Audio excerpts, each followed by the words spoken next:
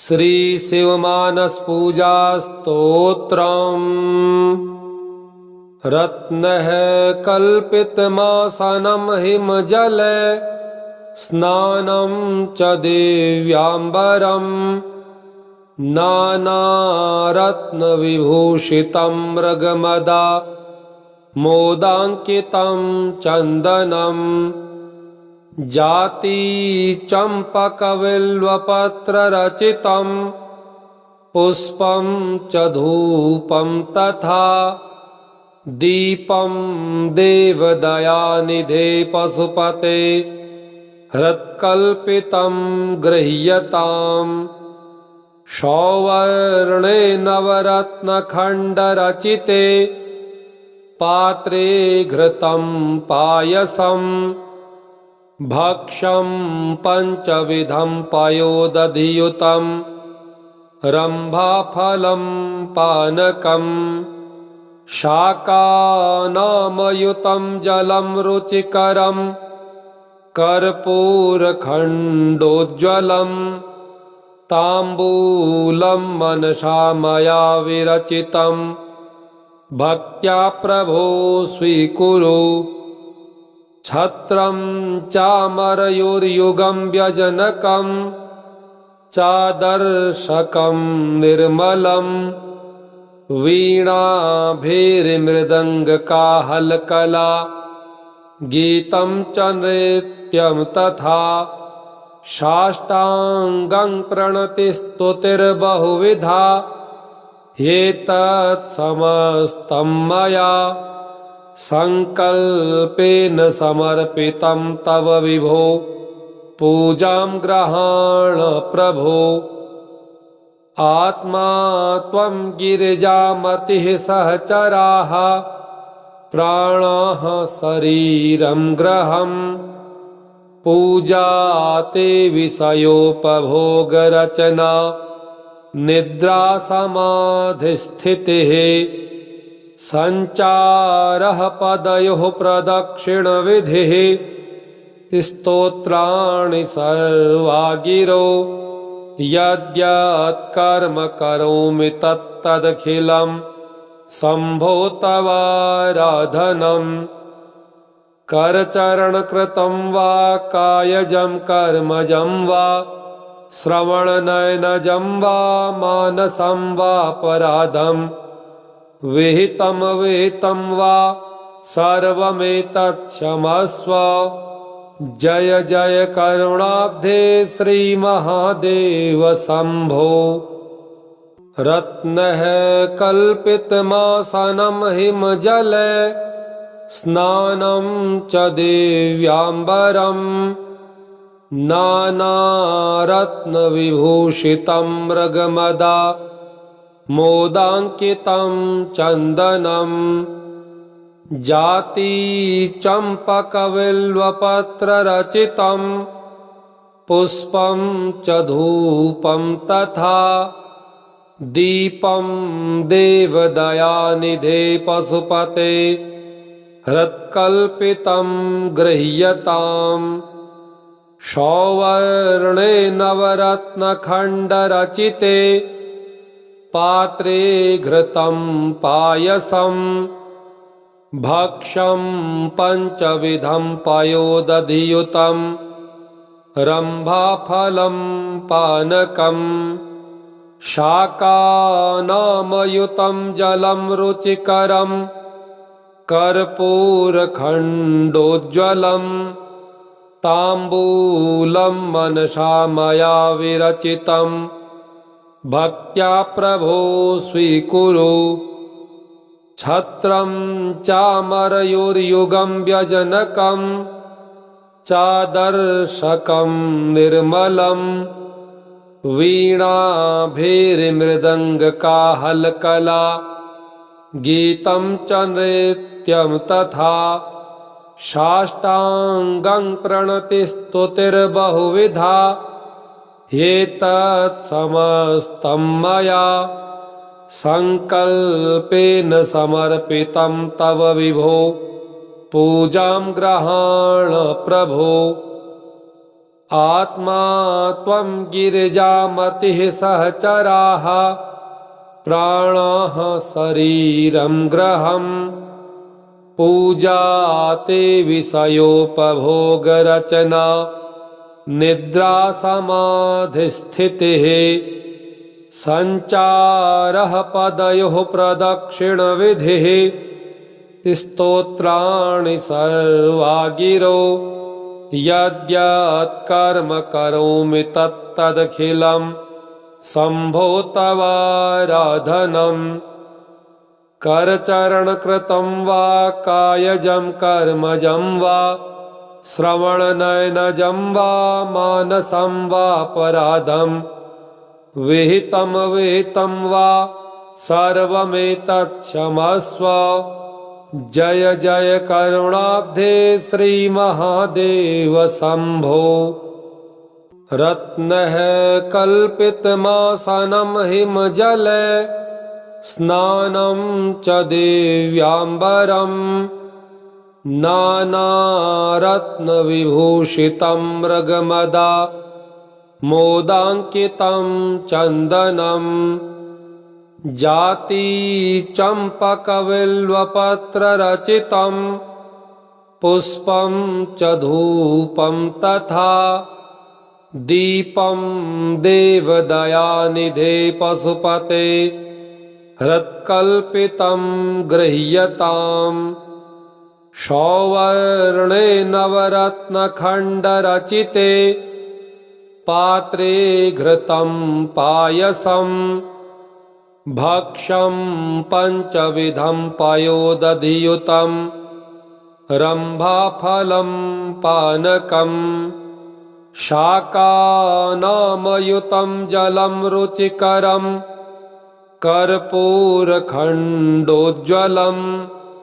ताम्बूलं मनसा मया विरचितं भक्त्या प्रभो स्वीकुरु छत्रं चामरयोर्युगं व्यजनकं चादर्शकं निर्मलं वीणाभैर्मृदङ्गकाहलकला गीतं च नृत्यं तथा साष्टाङ्गं प्रणतिस्तुतिर्बहुविधा ह्येतत्समस्तं मया संकल्पेन समर्पितं तव विभो पूजां गृहाण प्रभो आत्मा त्वं गिरिजामतिः सहचराः प्राणाः शरीरं गृहम् पूजा ते विषयोपभोगरचना निद्रा समाधिस्थितिः सञ्चारः पदयोः प्रदक्षिणविधिः स्तोत्राणि सर्वा गिरो यद्यत् कर्म करोमि तत्तदखिलं शम्भो तवाराधनम् करचरणकृतं वा कायजं कर्मजं वा श्रवणनयनजं वा मानसं वापराधम् विहितं विहितं वा सर्वमेतत्क्षमस्व जय जय करुणाब्धे श्रीमहादेव शम्भो रत्नः कल्पितमासनं हिमजले स्नानं च दिव्याम्बरं नानारत्नविभूषितं मृगमदा मोदाङ्कितं चन्दनम् जाति चम्पकबिल्वपत्ररचितं पुष्पं च धूपं तथा दीपं देवदयानिधे पशुपते हृत्कल्पितं गृह्यताम् सौवर्णे नवरत्नखण्डरचिते पात्रे घृतं पायसम् भक्ष्यं पञ्चविधं पयोदधियुतं रम्भाफलं पानकं शाकानामयुतं जलं रुचिकरं कर्पूरखण्डोज्ज्वलं ताम्बूलं मनसा मया विरचितं भक्त्या प्रभो स्वीकुरु। छत्रं चामरयोर्युगं व्यजनकं चादर्शकं निर्मलं वीणाभिर्मृदङ्गकाहलकला गीतं च नृत्यं तथा साष्टाङ्गं प्रणतिस्तुतिर्बहुविधा ह्येतत्समस्तं मया सङ्कल्पेन समर्पितं तव विभो पूजां गृहाण प्रभो। आत्मा त्वं गिरिजामतिः सहचराः प्राणाः शरीरं गृहं पूजा ते विषयोपभोगरचना निद्रा समाधिस्थितिः सञ्चारः पदयोः प्रदक्षिणविधिः स्तोत्राणि सर्वा गिरो यद्यत् कर्म करोमि तत्तदखिलं शम्भो तवाराधनम्। करचरणकृतं वा कायजं कर्मजं वा श्रवणनयनजं वा मानसं वापराधं विहितं विहितं वा सर्वमेतत् क्षमस्व। जय जय करुणाब्धे श्रीमहादेव शम्भो। रत्नः कल्पितमासनं हिमजले स्नानं च दिव्याम्बरं नानारत्नविभूषितं मृगमदा मोदाङ्कितं चन्दनं जाति चम्पकबिल्वपत्ररचितं पुष्पं च धूपं तथा दीपं देवदयानिधे पशुपते हृत्कल्पितं गृह्यताम्। सौवर्णे नवरत्नखण्डरचिते पात्रे घृतं पायसं भक्ष्यं पञ्चविधं पयोदधियुतं रम्भाफलं पानकं शाकानामयुतं जलं रुचिकरं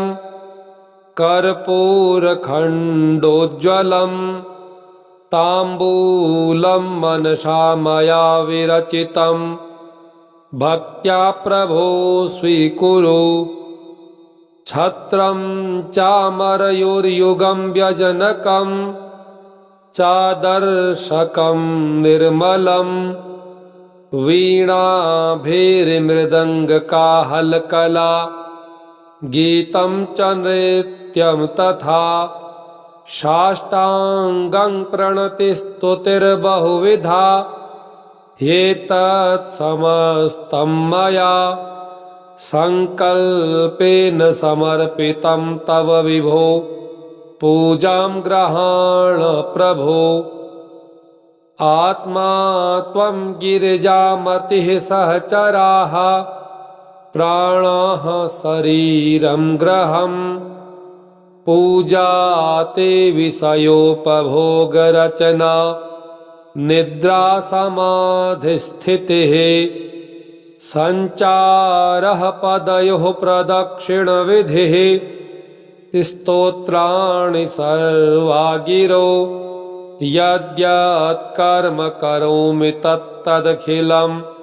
शम्भो तवाराधनम्। करचरणकृतं वा कायजं कर्मजं वा श्रवणनयनजं वा मानसं वापराधं विहितं विहितं वा सर्वमेतत् क्षमस्व। जय जय करुणाब्धे श्रीमहादेव शम्भो। रत्नः कल्पितमासनं हिमजले स्नानं च दिव्याम्बरं नानारत्नविभूषितं मृगमदा मोदाङ्कितं चन्दनम् जाति चम्पकबिल्वपत्ररचितं पुष्पं च धूपं तथा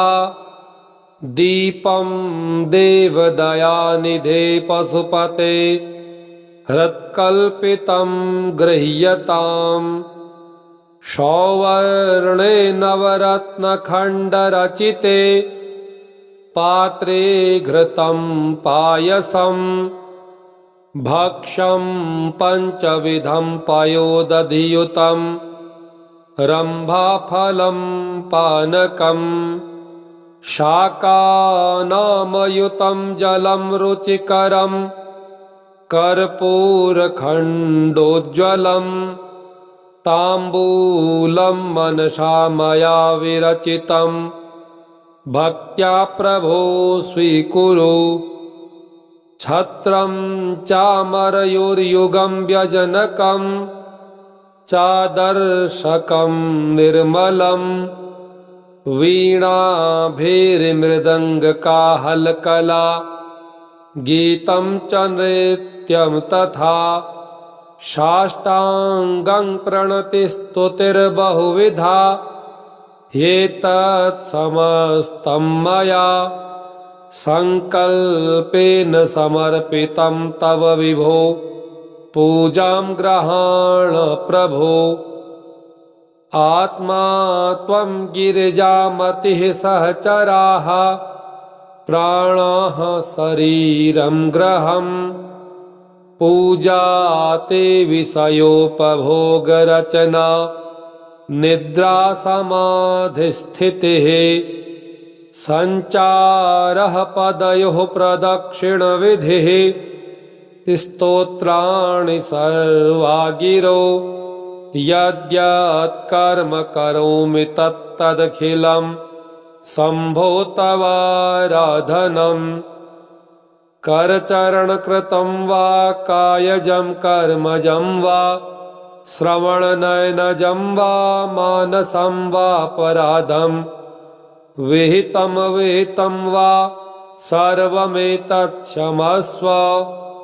जय जय करुणाब्धे श्रीमहादेव शम्भो रत्नः कल्पितमासनं हिमजले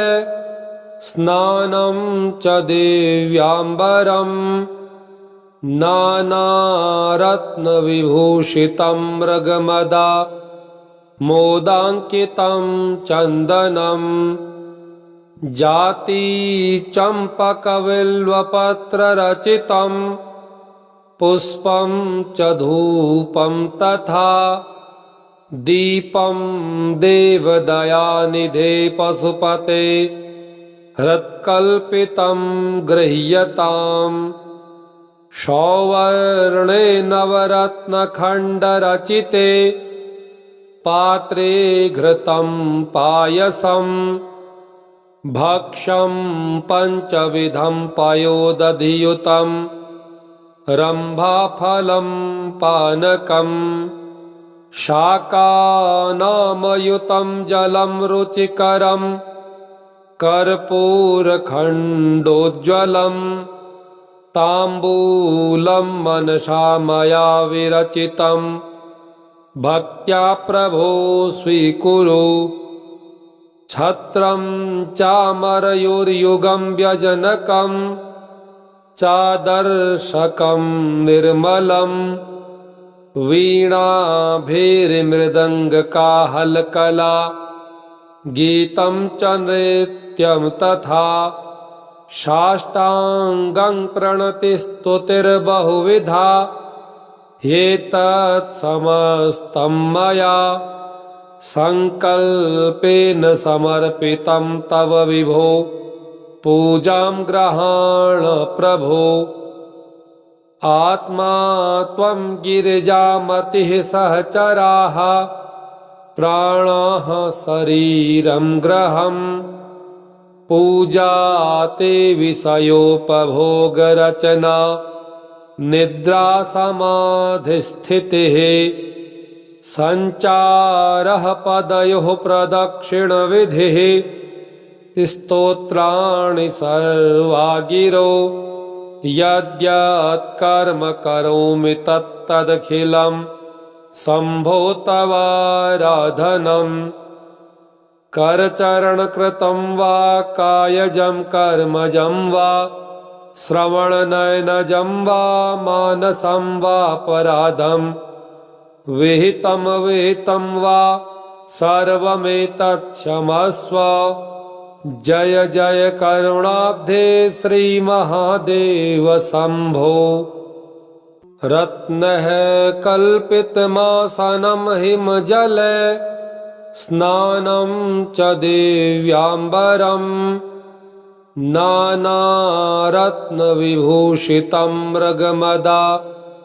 मोदाङ्कितं चन्दनं जाति चम्पकबिल्वपत्ररचितं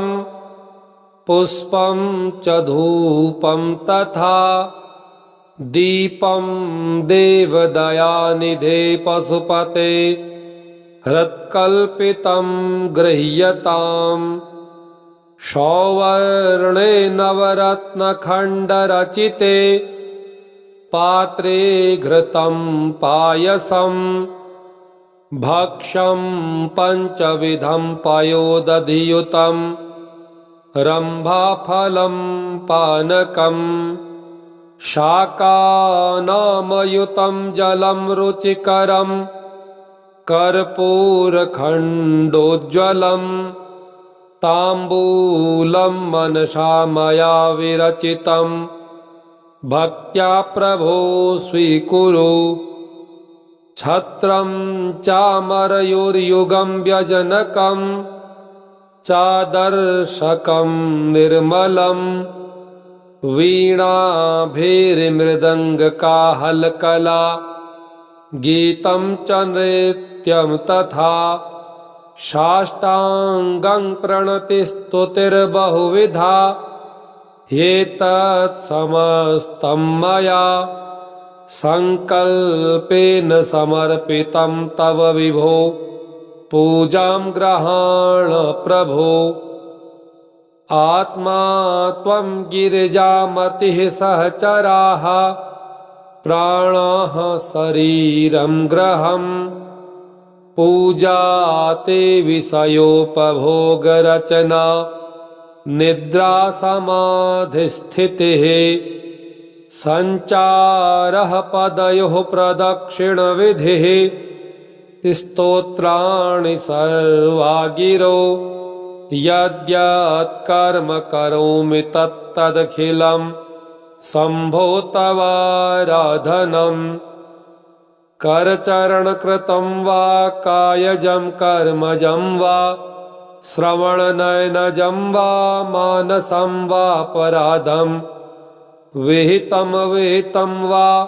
सर्वमेतत् क्षमस्व जय जय करुणाब्धे श्रीमहादेव शम्भो रत्नः कल्पितमासनं हिमजले स्नानं च दिव्याम्बरं नानारत्नविभूषितं मृगमदा मोदाङ्कितं चन्दनं जाति चम्पकबिल्वपत्ररचितं पुष्पं च धूपं तथा दीपं देवदयानिधे पशुपते हृत्कल्पितं गृह्यताम् सौवर्णे नवरत्नखण्डरचिते पात्रे घृतं पायसं भक्ष्यं पञ्चविधं पयोदधियुतं रम्भाफलं पानकं शाकानामयुतं जलं रुचिकरं कर्पूरखण्डोज्ज्वलं ताम्बूलं मनसा मया विरचितं भक्त्या प्रभो स्वीकुरु छत्रं चामरयोर्युगं व्यजनकं चादर्शकं निर्मलं वीणाभिर्मृदङ्गकाहलकला गीतं च नृत्यं तथा साष्टाङ्गं प्रणतिस्तुतिर्बहुविधा ह्येतत्समस्तं मया संकल्पेन समर्पितं तव विभो पूजां गृहाण प्रभो। आत्मा त्वं गिरिजामतिः सहचराः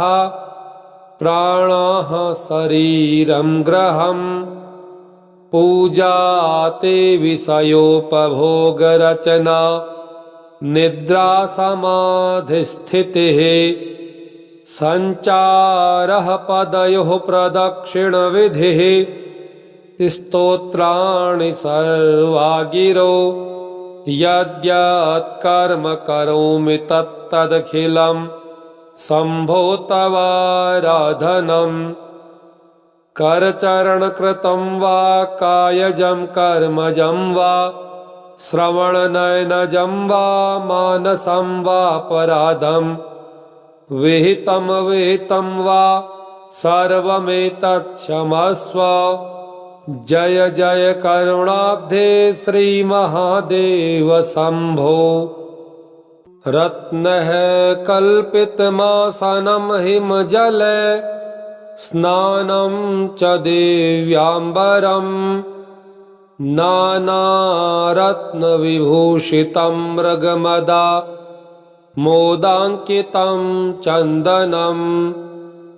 जाति चम्पकबिल्वपत्ररचितं पुष्पं च धूपं तथा दीपं देवदयानिधे पशुपते हृत्कल्पितं गृह्यताम्। सौवर्णे नवरत्नखण्डरचिते पात्रे घृतं पायसं भक्ष्यं पञ्चविधं पयोदधियुतं रम्भाफलं पानकं शाकानामयुतं जलं रुचिकरं कर्पूरखण्डोज्ज्वलं ताम्बूलं मनसा मया विरचितं भक्त्या प्रभो स्वीकुरु। छत्रं चामरयोर्युगं व्यजनकं चादर्शकं निर्मलं वीणाभिर्मृदङ्गकाहलकला गीतं च नृत्यं तथा साष्टाङ्गं प्रणतिस्तुतिर्बहुविधा ह्येतत्समस्तं मया संकल्पेन समर्पितं तव विभो पूजां गृहाण प्रभो। आत्मा त्वं गिरिजामतिः सहचराः प्राणः शरीरं गृहम् पूजा ते विषयोपभोगरचना निद्रा समाधिस्थितिः संचारः पदयोः प्रदक्षिणविधिः स्तोत्राणि सर्वा गिरो यद्यत् कर्म करोमि तत्तदखिलं शम्भो तवाराधनम्। करचरणकृतं वा कायजं कर्मजं वा श्रवणनयनजं वा मानसं वापराधं विहितं विहितं वा सर्वमेतत् क्षमस्व। जय जय करुणाब्धे श्रीमहादेव शम्भो। रत्नः कल्पितमासनं हिमजले